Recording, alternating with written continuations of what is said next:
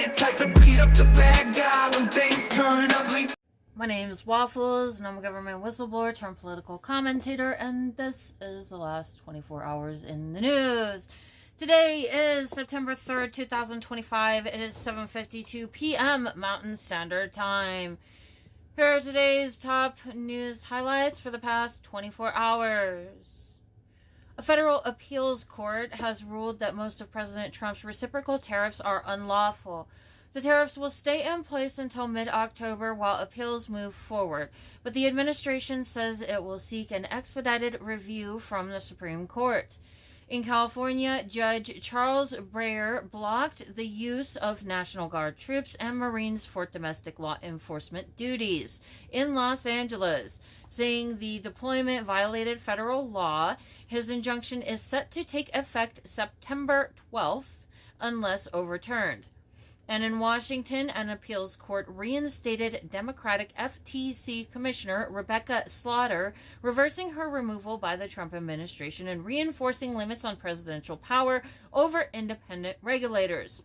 President Trump announced he is committed to sending National Guard troops to Chicago to fight crime, despite local opposition. However, the White House has since clarified there are no immediate deployment plans. Chicago leaders are bracing for possible federal action. Mayor Brandon Johnson signed an executive order barring city police from assisting federal troops, and protests have been ongoing in the city since the announcement.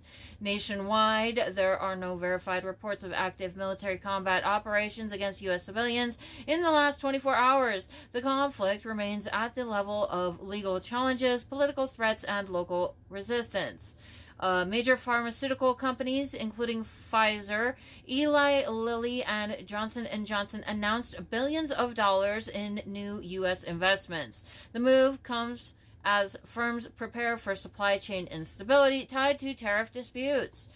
Meanwhile, the Pentagon plans to assign as many as 600 military lawyers to serve as temporary immigration judges, an unusual step intended to relieve a crushing backlog, but one that has already raised concerns over due process rights. About the previously mentioned pharmaceutical, Johnson & Johnson announcing billions of dollars in new U.S. investments. Healthcare corporation Johnson & Johnson has not directly invested in a Trump campaign, but it has contributed to a Trump inaugural committee, and its company-sponsored Political Action Committee, PAC, has given to Republican candidates and committees. Federal law prohibits corporations from making direct contributions to political campaigns, but they're contributing to the Trump inaugural campaign through a PAC. In early 2025, Johnson & Johnson gave $1 million to the committee for Donald Trump's inauguration.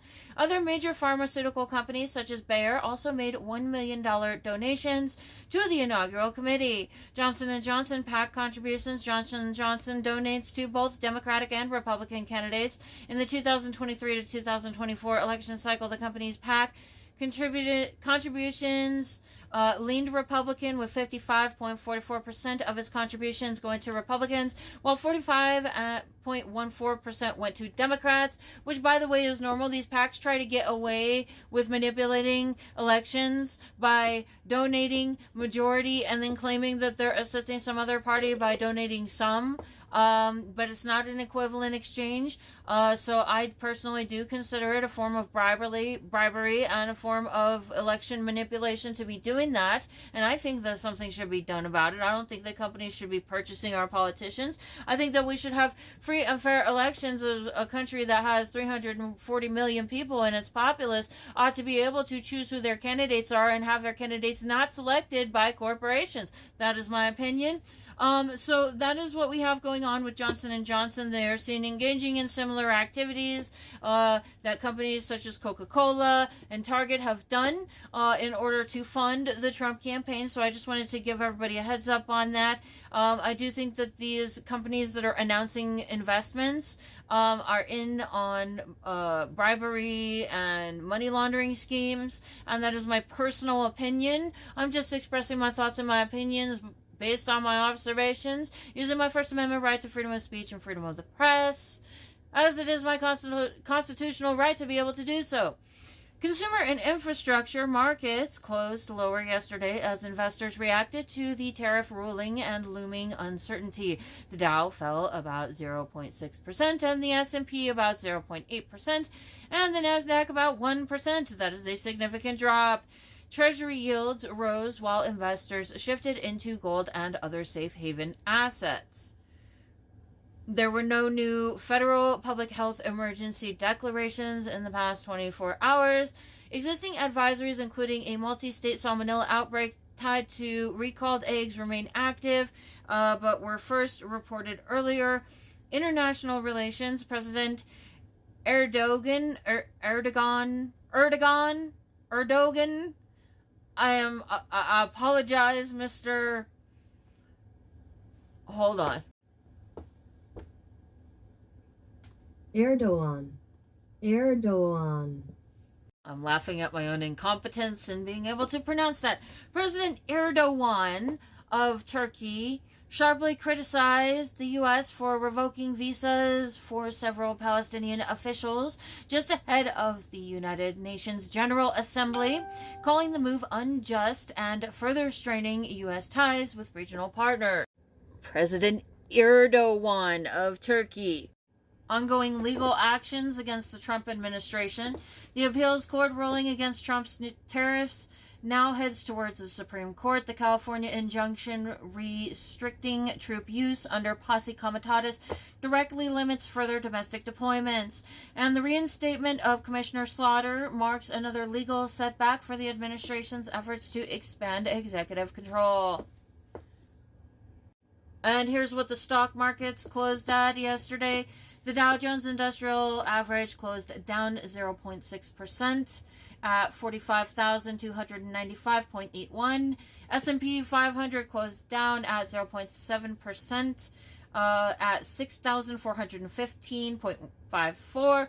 The Nasdaq Composite dropped 0.8% and ended at 21,279.63. What drove today's stock market slide? Wall Street suffered a notable downturn with the S&P and Nasdaq each sliding around 0.7 to 0.8%, and the Dow falling 0.6%.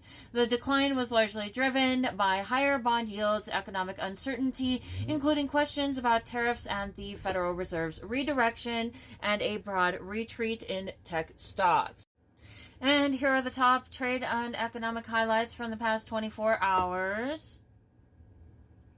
U.S. economic activity and employment remain flat. Fed rate cut expectations rise. The Federal Reserve's latest Beige Book reports that U.S. economic activity and hiring have remained largely unchanged in recent weeks, with only moderate price increases, weakening job growth, and ongoing economic uncertainty, especially around tariffs, have increased market expectations for a 0.25% rate cut at the Fed's September 16th through 17th policy meeting. Fed Chair Jerome Powell acknowledged mounting signs of a slowdown, and President Trump's recent moves to reshape agency leadership, including attempts to remove Governor Lisa Cook, have stoked concerns about threats to Fed independence. Wall Street rebounds on favorable antitrust ruling and rate cut sentiment. U.S. equity futures rose Thursday as Alphabet shares jumped by 5.8% following a court ruling that rejected calls to break up the company's Chrome browser business, notably boosting both the Nasdaq, plus 1%, and the S&P 500, while the Dow dipped slightly. Investors are now watching closely for upcoming data releases, including Friday's non-farm payrolls. Markets are pricing in over a 90% chance of a September rate cut, while 30-year Treasury yields accelerated toward a one-month high amid tariff disputes. Corporate borrowers corporate borrowers flood investment grade bond market. U.S. companies returned to the credit markets to force on Tuesday, leveraging near record tight borrowing costs to issue substantial investment grade debt. This move suggests businesses are positioning ahead of anticipated rate cuts and uncertain policy shifts that could disrupt funding environments. U.S. job openings fall to 10-month low. Labor market stress continues to deepen. Job openings dropped to their lowest level in 10 months in July. And for the first time since COVID-19, the number of unemployed people exceeded the number of open positions. This backdrop could further strengthen expectations for Fed rate cut. U.S. dollar weakens as Fed independence concerns mount. Growing doubts over the Federal Reserve's autonomy. Sorry, I had a burp. And the aggressive rate cut bets have kept downward pressure on the dollar, which slipped against both the yen and Swiss franc in recent trading. Analysts foresee continued weakness ahead unless central bank independence is clearly reasserted. A Reuters morning briefing noted that investors are watching for signals that the Fed's recent rate hikes, peaking at 5.25% to 5.50, may be the final ones. This cautious tone, coupled with merger developments in the regional banking sector, influence bond and stock markets. And remember, kids, the stock market is not the economy. Just because the S&P 500 or Dow Jones might be performing does not mean that wages are growing, people are thriving, or that inflation is under control. And then we have today's news hazard alerts. So this is just for the next few days by region. Northeast and Mid-Atlantic sun returns Wednesday and Thursday. Plenty of warmth. Expect a chance of scattered showers Friday, then mostly dry and mild into the weekend. Southeast and Gulf Coast warm and mostly Sunday through Thursday. Friday ushers in some cloud cover with a chance of afternoon showers before clearer skies arrive Saturday. Midwest and Ohio Valley mild and dry Wednesday through Thursday. Cooler air shifts in Friday with variable clouds and isolated rain. Weekend looks calm and comfortable. Great Plains and Central U.S. stable and sunny through Thursday. Friday brings a stronger front. Watch for isolated thunderstorms or gusty showers moving through. Then a return to nicer weather Saturday through Sunday. Southwest and desert regions hot and dry through Thursday, then a cool down Friday with clouds and perhaps a stray shower. Saturday and Sunday see relief but still warm. Rocky Mountains and Intermountain West mostly dry and sunny Wednesday and Thursday. A few afternoon clouds Friday could spark mountain showers, but Saturday should bring sunny, mild weather. Pacific Northwest and Northern California, sunshine Wednesday, becoming partly sunny Thursday, rain risk Friday with a cooling trend. Expect tranquil, comfortable weather through the weekend. Southern California, warm and sunny Wednesday through Thursday. Friday brings a return to moderate marine layer moderation, followed by mild, stable weekend weather. I have no idea what marine layer moderation is, because I live in a mountain area. Severe weather watch, slight to marginal risk of severe thunderstorms in parts of the southern plains. Marginal risk in central regions as the front weakens. That's like in 3 days. NOAA WPC flags localized flood and heat threats, particularly as an upper level system advances eastward. Stay tuned to local NOAA WPC updates. That does not give me a region. And here are the international news highlights for the past 24 hours. Mass flood evacuations in Punjab, India. Nearly 300,000 people have been evacuated from flood-affected areas in eastern Punjab province.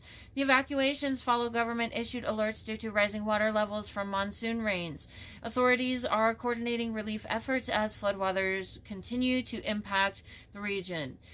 Funicular railway derailment in Lisbon. At least 15 people were killed when a funicular railway derailed in Lisbon. The incident occurred during peak tourist hours, leading to significant casualties. Investigations are underway to determine the cause of the derailment. Trinidad and Tobago leader praises U.S. anti-drug operation. Trinidad and Tobago's Prime Minister, Kamala Cesar, has praised a recent U.S. strike on a boat suspected of carrying drugs in the Southern Caribbean. She emphasized the need for decisive action against drug traffickers in the region.